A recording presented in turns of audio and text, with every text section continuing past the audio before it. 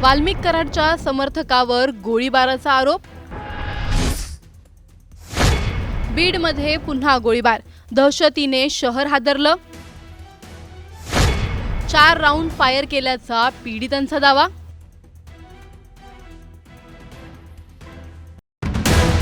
बीडमध्ये पुन्हा एकदा बंदुकीच्या आवाजाने खळबळ उडाली आहे। कारण वाद झाला किरकोळ, पण काही क्षणात परिस्थिती थेट गोळीबारापर्यंत पोहोचल्याचा आरोप आहे। या घटनेनंतर आता सोशल मीडियावरील काही व्हिडिओ, राजकीय संबंधांचे दावे आणि शहरातील वाढती दहशत यावरून अनेक प्रश्न उपस्थित झाले आहेत। नेमकं त्या रात्री काय घडलं? गोळीबाराचा आरोप कोणावर आहे? आणि या घटनेचा बीडच्या आधीपासूनच चर्चेत असलेल्या गुन्हेगारी वातावरणाशी काय संबंध आहे? संपूर्ण जाणून घेणार आहोत या व्हिडिओमधून। व्हिडिओ शेवटपर्यंत नक्की पहा आणि टाइम्स नाऊ मराठीच्या यूट्यूब, इंस्टाग्राम आणि फेसबुक पेजला फॉलो करायला विसरू नका। बीड शहरातील इमामपूर रोड परिसरात घडलेल्या गोळीबाराच्या घटनेने पुन्हा एकदा जिल्ह्यातील कायदा आणि सुव्यवस्थेचा मुद्दा ऐरणीवर आला आहे। सलीम पेट्रोल पंप परिसरात 2 गटांमध्ये जुन्या वादातून वाद झाल्याचं सांगितलं जातंय। हा वाद सुरू असतानाच सफवान खान याला फोन करून घटनास्थळी बोलवण्यात आल्याचा दावा करण्यात आला आहे। त्यानंतर गाडीतून उतरताच त्याने थेट गोळीबार केल्याचा आरोप पीडित तरुणांनी केला आहे। या प्रकरणातील पीडित सरोज खान आणि जरीफ खान यांनी गंभीर आरोप केले आहेत। त्यांच्या म्हणण्यानुसार सफवान खानने त्याच्या दिशेने तब्बल 4 राऊंड फायर केले। सुदैवाने या गोळीबारात जीवितहानी झाली नाही। मात्र भर रस्त्यात झालेल्या या प्रकारामुळे परिसरात काही काळ भीतीचं वातावरण निर्माण झालं। यापूर्वीही सफवान खानकडून वाद घालण्याचे प्रकार झाले असल्याचा दावा पीडितांकडून करण्यात आला आहे। त्यामुळे आरोपीवर कठोर कारवाई करावी अशी मागणी त्यांनी केली आहे। या घटनेनंतर पोलिसांनी ही कारवाई सुरू केली आहे।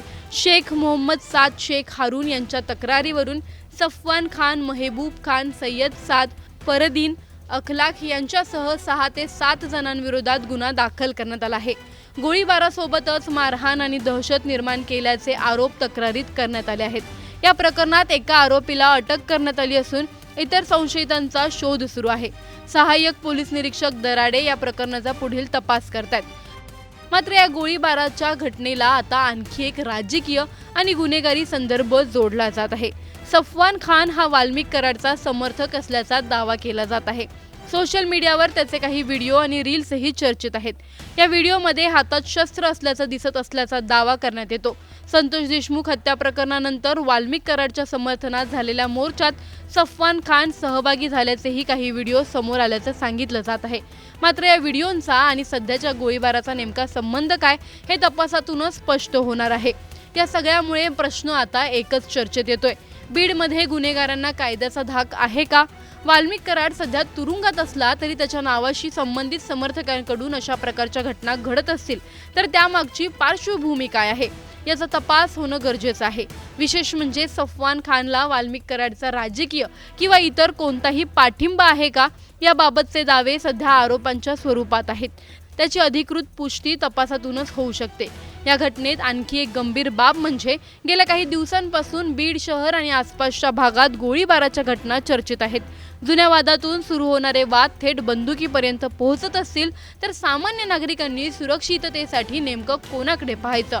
दुकानं बंद करून घरी जाणारा व्यापारी असो, कामावरून परतणारा तरुण असो किंवा रस्त्याने जाणारा सामान्य नागरिक, अचानक सुरू झालेल्या गोळीबाराचा धोका कुणालाही होऊ शकतो। आता या प्रकरणात पोलिसांनी एका आरोपीला अटक केली असली तरी उर्वरित आरोपी कोण आहेत? गोळीबारासाठी वापरलेलं शस्त्र कुठून आलं? 4 राऊंड फायर केल्याचा आरोप कितपत खरा आहे आणि या संपूर्ण प्रकारामागचं नेमकं कारण काय आहे याची उत्तरं तपासातूनच समोर येणं गरजेचं आहे।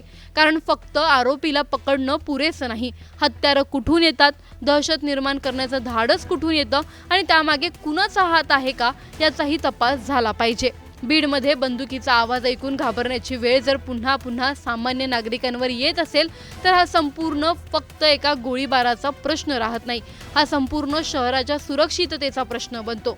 आज 4 गोळ्या कुणाच्या दिशेने झाडल्या गेल्या, उद्या त्या गोळ्या एखाद्या निष्पाप नागरिकाच्या दिशेने जाणार नाहीत याची हमी कोण देणार? आरोपी कुणाचाही समर्थक असो, त्याची ओळख कितीही मोठी असो, कायद्यापेक्षा मोठं कुणी नसावं एवढीच बीडकरांची अपेक्षा आहे। पण प्रश्न असा आहे की बीडमध्ये दहशतीची ही बंदूक नेमकी कधी शांत होणार? तुम्हाला या प्रकरणी काय वाटतं आम्हाला कमेंटमध्ये नक्की कळवा. व्हिडिओ आवडल्यास लाईक व शेअर करायला विसरू नका. तसंच अशा नवनवीन अपडेट्ससाठी आणि माहितीपूर्ण व्हिडिओजसाठी टाइम्स नाऊ मराठीला नक्की फॉलो करा.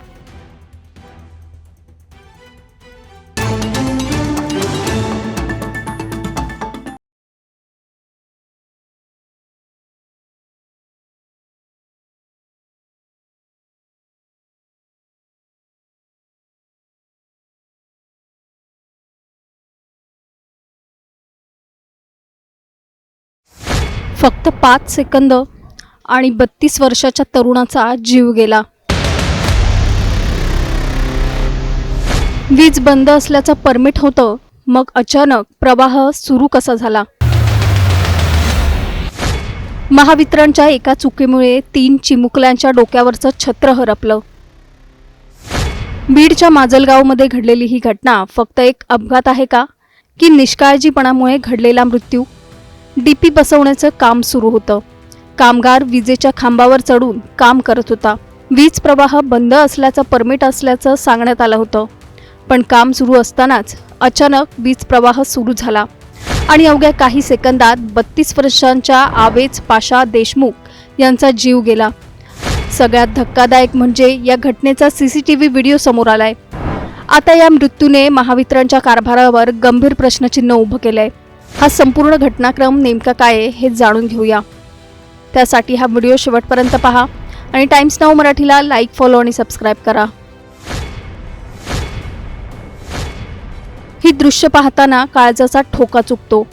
माजलगाव शहरातील बायपास रोडवर चाऊस यांच्या तबेलासमोर नवीन डीपी बसवण्याचं काम सुरू होतं. कंत्राटदाराला हे काम देण्यात आलं होतं. 4 मजूर कामावर होते. काम सुरू करण्यापूर्वी वीज प्रवाह बंद ठेवण्यासाठी दुपारी 4 वाजेपर्यंतचं परमिट घेतल्याचं सांगण्यात आलं होतं. म्हणजे कामगारांना विश्वास होता, वीज बंद आहे, काम सुरक्षित आहे. पण दुपारी साधारण 1 वाजण्याच्या सुमारास अचानक वीज प्रवाह सुरू झाला आणि खांबावर काम करणाऱ्या आवेज पाशा देशमुख यांना विजेचा जोरदार धक्का बसला. एक झटका आणि आवेज खाली कोसळले. CCTVमध्ये कैद झालेली ही दृश्य आता संपूर्ण घटनेची भीषणता समोर आणतायत. घटना घडते, सगळं काही सेकंदात होतं. एक कामगार जीव गमावतो आणि दुसरा कामगार थोडक्यात बचावतो. फरक फक्त काही सेकंदाचा, पण एका कुटुंबासाठी त्या काही सेकंदांनी संपूर्ण आयुष्य बदलून टाकलं. आवेज पाशा देशमुख, वय अवघं 32 वर्ष, घर चालवण्यासाठी, कुटुंबाचा उदरनिर्वाह करण्यासाठी रोज काम करणारा एक कष्टकरी तरुण. आज ते नाहीत. त्यांच्या पश्चात पत्नी आहे, 3 मुलं आहेत, आई आहे, 2 भाऊ आहेत. ज्या हातांनी घरासाठी कमाई केली तेच हात आज कायमचे थांबलेत. ज्या मुलांनी वडिलांची वाट पाहायची त्या मुलांना आता वडील परत येणार नाहीत हे कोण सांगणार? आणि म्हणूनच इथे प्रश्न फक्त एका अपघाताचा नाही, प्रश्न आहे व्यवस्थेचा.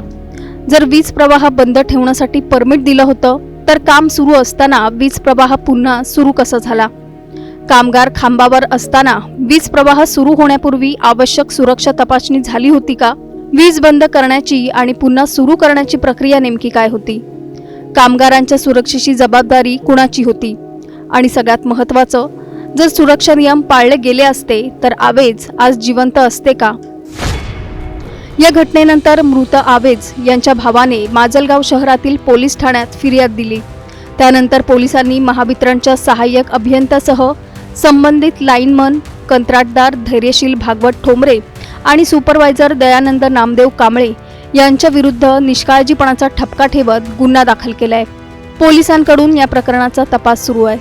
मात्र गुन्हा दाखल झाला म्हणून आवेज परत येणार आहेत का? एका चुकीची किंमत कधी कधी पैशात मोजता येत नाही, कारण इथे एक व्यक्ती गेलेली नाही, एक कुटुंब उद्ध्वस्त झालंय. एका घरचा कमावता माणूस गेलाय, 3 मुलांचं बालपण हरवलंय, एका आईचा मुलगा गेलाय, एका पत्नीचा संसार उघड्यावर आलाय. आता या कुटुंबाला फक्त मदत नकोय, न्याय हवाय. आणि सगळ्यात आधी या मृत्यूमागची नेमकी चूक कुणाची होती याचं उत्तर हवंय. महावितरणच्या यंत्रणेत कुठे चूक झाली? परमिट असूनही वीज प्रवाह सुरू झाला असेल तर ती केवळ तांत्रिक चूक मानायची की हा गंभीर निष्काळजीपणा आहे? कामगारांच्या सुरक्षेसाठी असलेले नियम कागदावरच आहेत का? कारण वीज पुरवठा सुरू करण्यासाठी एका स्विचला काही सेकंद लागतात, पण तोच स्विच एखाद्याचं संपूर्ण आयुष्य संपवू शकतो. आज आवेश पाशा देशमुख यांच्या घरात शांतता आहे, पण त्यांच्या चिमुकल्यांच्या मनात कदाचित एकच प्रश्न असेल, बाबा परत कधी येणार? या प्रश्नाचं उत्तर कोण देणार? महावितरण, कंत्राटदार, जबाबदार अधिकारी, की ही फक्त आणखी एक दुर्घटना म्हणून फाईल बंद होणार? महावितरणच्या या घटनेची जबाबदारी निश्चित करण्यासाठी पारदर्शक चौकशी केली पाहिजे.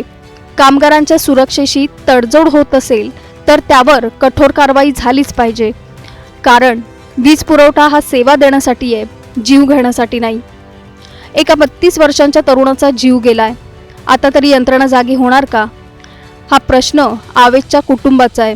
हा प्रश्न प्रत्येक कामगाराच्या सुरक्षेचा आहे. Bureau report, times now Marathi.